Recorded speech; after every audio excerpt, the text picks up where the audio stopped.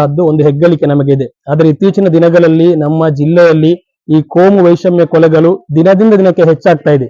ಪ್ರತಿಕಾರದ ಕೊಲೆಗಳು ಕೂಡ ನಡೀತಾ ಇದೆ. ನಮ್ಮ ರಾಜ್ಯ ಸರ್ಕಾರ ಈ ಜಿಲ್ಲೆಯ ಶಾಂತಿ ವ್ಯವಸ್ಥೆಯನ್ನು ಕಾಪಾಡುವಲ್ಲಿ ವಿಫಲವಾಗಿದೆ. ಈ ರಾಜ್ಯ ಸರ್ಕಾರವನ್ನ ಇಲ್ಲಿಗೆ ಆಡಳಿತಕ್ಕೆ ತಂದದ್ದು ಇಲ್ಲಿನ ಮುಸಲ್ಮಾನರು. ಈ ಮುಸಲ್ಮಾನರಿಗೆ ಪರ್ಯಾಯವಾದಂತಹ ಒಂದು ರಾಜಕೀಯ ಶಕ್ತಿಯನ್ನು ಕೂಡ ನಾವು ಆಲೋಚನೆ ಮಾಡ್ತಾ ಇದ್ದೇವೆ. ಈ ರಾಜ್ಯ ಸರ್ಕಾರವು ಈ ಜಿಲ್ಲೆಯ ವ್ಯವಸ್ಥೆಯನ್ನು ಕಾಪಾಡುವಲ್ಲಿ ವಿಫಲವಾಗಿರುವುದಂತೂ ಸತ್ಯ. ನಮ್ಮ ಗೃಹ ಮಂತ್ರಿಗಳು ಹಾಗೂ ಉಸ್ತುವಾರಿ ಸಚಿವರು ನಮ್ಮ ಜಿಲ್ಲೆಯಲ್ಲಿ ಬೀಡು ಬಿಡಬೇಕಾಗಿದೆ.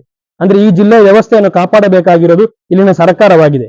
ಪ್ರತಿಕಾರದ ಕೊಲೆಗಳು ಕೂಡ ಹೆಚ್ಚಾಗ್ತಾ ಇದೆ. ಇಲ್ಲಿನ ಜನರು ಭಯದಿಂದ ಒಂದು ಜೀವನವನ್ನು ನಡೆಸುವಂತಹ ಒಂದು ವಾತಾವರಣ ಸೃಷ್ಟಿಯಾಗಿದೆ. ಈಗಾಗಲೇ ಬಜ್ಪೆಯಲ್ಲಿ ನಡೆದಂತಹ ಕೋಮು ದ್ವೇಷದ ಭಾಷಣ, ಈ ಕೊಲೆಗೆ ಮೂಲ ಕಾರಣವೇ ಆ ಬಜ್ಪೆ ಚಳವಳಿ ನಡೆಸಿದಂತಹ ಆ ಒಂದು ಉದ್ರೇಕಕಾರಿ ಭಾಷಣ. ಈ ರಾಜ್ಯ ಸರ್ಕಾರ, ನಮ್ಮ ಪೊಲೀಸ್ ಇಲಾಖೆ ಅಂತಹವರನ್ನ ಬಂಧಿಸಬೇಕು. ಈಗಾಗಲೇ ನಾವು ಜಿಲ್ಲಾಧಿಕಾರಿಯನ್ನು ಭೇಟಿ ಮಾಡಿದ್ದೇವೆ, ಡಿಜಿ ಮತ್ತು ಐಜಿಪಿ ಅವರನ್ನು ಕೂಡ ಭೇಟಿಯಾಗಿದ್ದೇವೆ. ಅವರೆಲ್ಲರೂ ಕೂಡ ನಮಗೆ ಭರವಸೆಯನ್ನು ನೀಡಿದ್ದಾರೆ.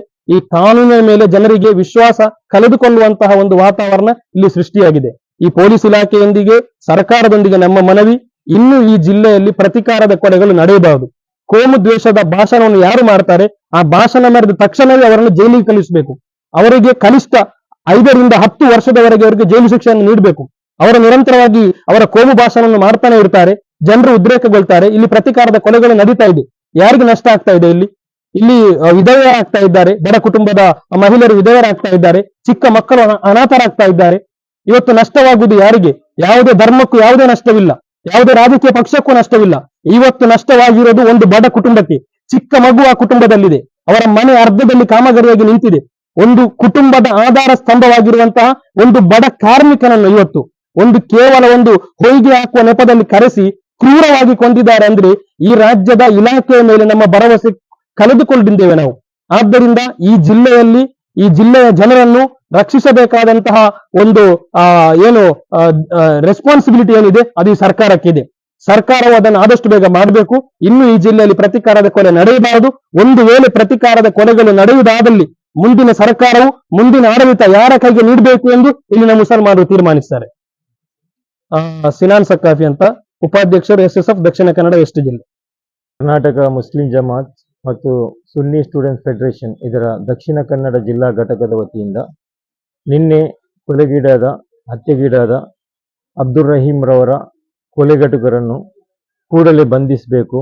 ಮಾತ್ರವಲ್ಲ, ಕಳೆದ ಕೆಲವು ದಿನಗಳಿಂದ ನಿರಂತರವಾಗಿ ದ್ವೇಷ ಭಾಷಣದ ಮೂಲಕ ಜನರನ್ನು ಈ ಹತ್ಯೆಗೆ ಪ್ರಚೋದನೆ ಮಾಡಿದವರನ್ನು ಕೂಡ ಈ ಕೊಲೆ ಪ್ರಕರಣದಲ್ಲಿ ಸೇರಿಸಬೇಕು ಅಂತ ಹೇಳಿ ಜಿಲ್ಲಾ ಪೊಲೀಸ್ ವರಿಷ್ಠಾಧಿಕಾರಿಗಳಿಗೆ ನಾವೀಗ ಮನವಿ ಮಾಡಿದ್ದೇವೆ. ಅವರನ್ನು ಕೂಡಲೇ ಬಂಧಿಸಬೇಕು ಮತ್ತು ಈ ಜಿಲ್ಲೆಯ ಜನತೆಗೆ ಒಂದು ಧೈರ್ಯದಿಂದ ಶಾಂತಿಯಿಂದ ಬದುಕುವಂತ ಒಂದು ವಾತಾವರಣವನ್ನು ಸೃಷ್ಟಿ ಮಾಡಿಕೊಡ್ಬೇಕಂತಲೂ ಕೂಡ ನಾವು ಮನವಿ ಮಾಡಿದ್ದೇವೆ.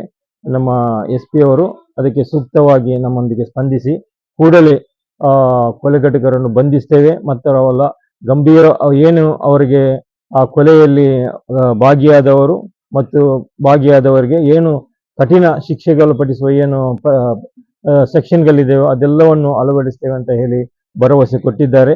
ಅದೇ ರೀತಿ ಜಿಲ್ಲೆಯಲ್ಲಿ ಭದ್ರತೆ ಬಗ್ಗೆ ಎಲ್ಲ ಕಟ್ಟುನಿಟ್ಟಿನ ಭದ್ರತಾ ಕ್ರಮಗಳನ್ನು ಕೈಗೊಳ್ತೇವೆ ಅಂತ ಹೇಳಿ ಕೂಡ ಅವರು ನಮಗೆ ಭರವಸೆ ನೀಡಿದ್ದಾರೆ.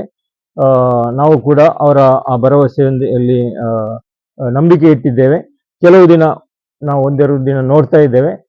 ಇನ್ನೂ ಕೂಡ 1-2 ದಿನದ ಬಳಿಕವೂ ಕೂಡ ತಪ್ಪಿತಸ್ಥರು ಅರೆಸ್ಟ್ ಆಗಿಲ್ಲ ಅಂತ ಹೇಳಿದರೆ ಜಿಲ್ಲೆಯಾದ್ಯಂತ ನಾವು ಪ್ರತಿಭಟನಾ ಹೋರಾಟಕ್ಕೆ ನಮ್ಮ ಸಂಘಟನೆಗಳಿಗೆ ಕರೆ ಕೊಡ್ತೇವೆ ಖಂಡಿತವಾಗಿಯೂ. ಈಗ ಅಬ್ದುಲ್ ರಹೀಂ ನಿಮ್ಮ ಸಂಘಟನೆ? ಇಲ್ಲ, ನಮ್ಮ ಸಂಘಟನೆಯವರಂತ ಅಲ್ಲ, ಅವರೊಬ್ಬರು ನಾಗರಿಕರು, ಅಮಾಯಕರು. ಯಾವುದೇ ಒಂದು ಅವರ ಮೇಲೆ ಪ್ರಕರಣವಾಗಲಿ ಏನಿಲ್ಲ, ಬಡವರು, ಅಮಾಯಕರು. ಅವರ ಹತ್ಯೆಯನ್ನು ಮಾಡಿದ್ದಾರೆ. ಇದು ಪ್ರತಿಕಾರದ ಹತ್ಯೆ ಅಂತ ಹೇಳಿ ನಮಗೆ ಗೊತ್ತಾಗ್ತಾ ಇದೆ.